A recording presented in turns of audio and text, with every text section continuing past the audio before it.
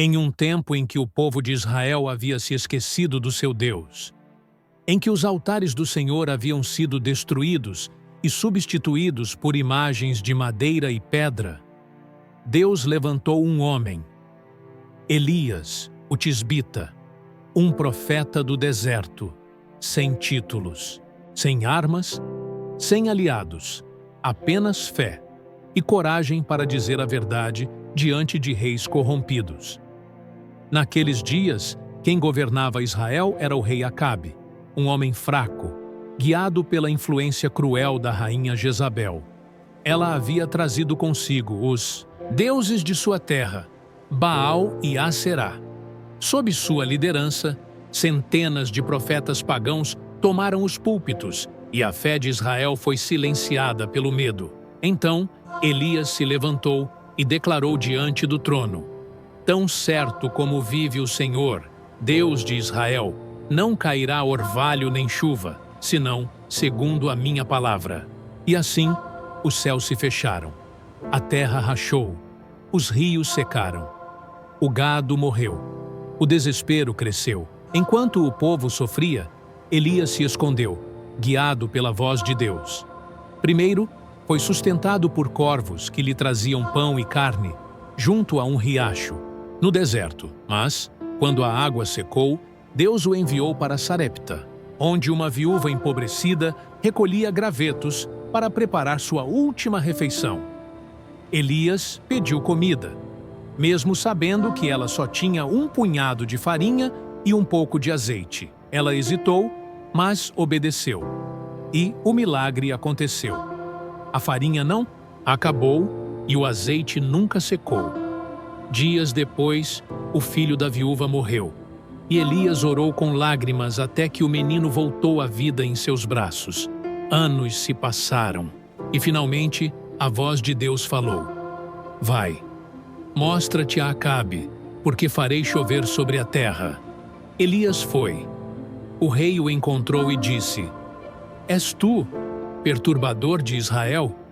Mas Elias respondeu com firmeza: Não eu, mas tu e tua casa, porque abandonaram ao Senhor e seguiram a Baal.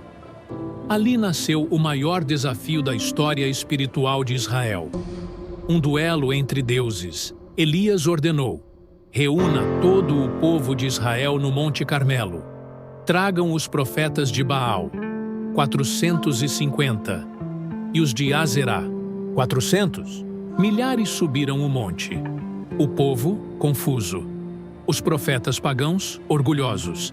Elias, firme, ele disse: Até quando cocheareis entre dois pensamentos? Se o Senhor é Deus, segui-o. Se Baal, segui-o. Silêncio. Então Elias propôs: 2 novilhos, 2 altares. Vocês clamam a Baal. Eu clamarei ao Senhor, o Deus que responder com fogo. Esse é Deus. Eles concordaram. Os profetas de Baal começaram cedo. Gritaram, dançaram, clamaram: Baal, responde-nos. Horas se passaram. Nenhum som, nenhum fogo. Elias ironizou: Gritem mais alto. Talvez ele esteja dormindo ou viajando. Eles se cortaram com lanças. O sangue escorria. A tarde chegou. Baal permaneceu calado. Então Elias se aproximou. Chamou o povo para perto. Reconstruiu o altar do Senhor, pedra por pedra, 12 ao todo, representando as tribos de Israel. Cavou um rego ao redor. Colocou a lenha. Cortou o novilho. E fez algo impensável. Mandou derramar água sobre o altar. 3 vezes. Tudo estava encharcado. Então ele orou: Senhor, Deus de Abraão, Isaque e Israel, faz saber hoje que tu és Deus em Israel. Responde-me, Senhor, para que este povo saiba que tu és Deus. Naquele instante, o fogo caiu. Desceu do céu como uma espada flamejante. Consumiu o sacrifício, a lenha, as pedras, a água, tudo. O povo caiu de joelhos. O Senhor é Deus. O Senhor é Deus. Elias deu a ordem: Os falsos profetas foram julgados. Mas ainda havia algo por acontecer. Elias subiu ao topo do monte, curvou-se ao chão com o rosto entre os joelhos e orou 1, 2, 7 vezes. Na 7ª, seu servo disse: há uma nuvem, pequena, do tamanho da mão de um homem, subindo do mar. Elias disse: corre, dize a Acabe que venha antes que a chuva o alcance. O céu escureceu. O vento soprou. A chuva caiu sobre a terra sedenta. E naquele dia, Israel soube que ainda havia um Deus no céu e um profeta na terra que ousava confiar nele. A chuva caiu, mas a fúria de Jezabel também. Ao saber que Elias havia vencido os profetas de Baal e exposto à impotência dos seus deuses, Jezabel jurou matá-lo. Elias, o profeta corajoso que enfrentou reis e multidões, agora correu pela sua vida. Sim, até os homens mais fortes têm dias de fraqueza. Ele foi para o deserto. Andou por um dia inteiro, exausto, se deitou debaixo de um pequeno arbusto e orou: já basta, Senhor, tira minha vida. Palavras duras, vindas de um coração cansado. E enquanto ele dormia, um anjo o tocou e disse: levanta-te e come. Perto dele havia pão assado sobre brasas e um jarro de água. Elias comeu e voltou a deitar. O anjo o tocou pela 2ª vez. Levanta-te e come, pois a jornada será longa.